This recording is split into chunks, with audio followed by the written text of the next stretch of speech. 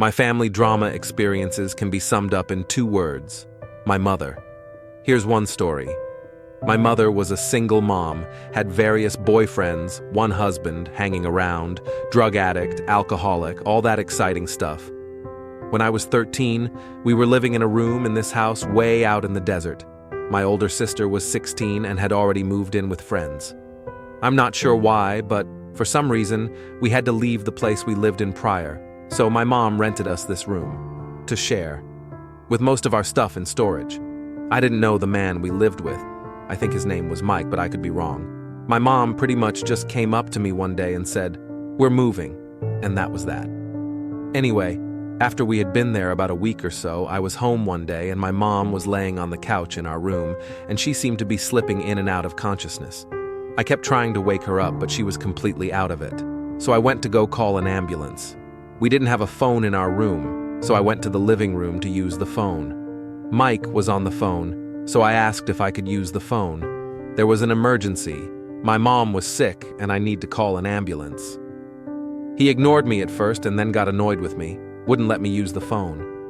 So I took off on foot down to the nearest grocery store, probably the equivalent of several city blocks, and used the payphone.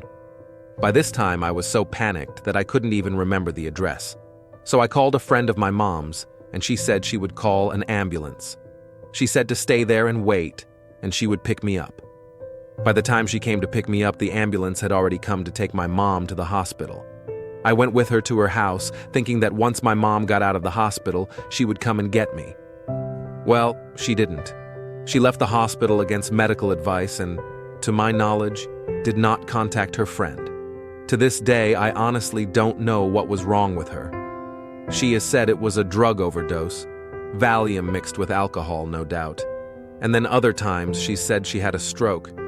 She lies all the time and she's crazier than a loon, so I'm sure I'll never know the truth. After a couple of weeks, with still no word from my mom's friend told me that I could no longer stay with her.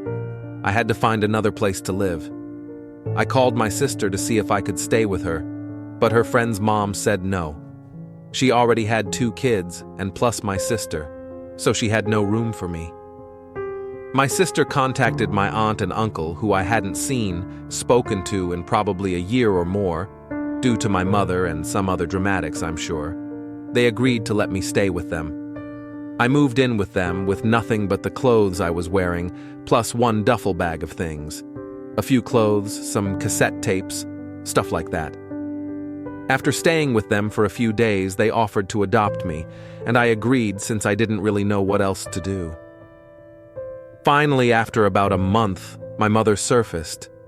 I sat in my cousin's room and waited to find out where I would be living next. I could hear my mother and my uncle yelling at each other, and eventually my mom came into the room and started telling me to pack my shit and get in the car. We were leaving.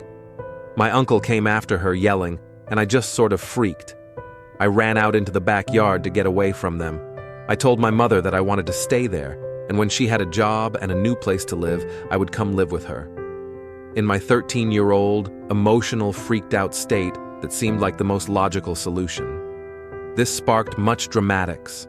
My mother accusing me of abandoning her, saying things like, "I've never been good enough for you," etc., etc. Basically acting like she was the victim and I was a horrible person for abandoning her in her time of need. Finally, she gave me an ultimatum: either go with her now or never see her again. I chose to stay. I really figured she was bluffing. Eventually she left, and I didn't hear from her for a really long time. I started thinking that perhaps she was serious and that I would never see her again.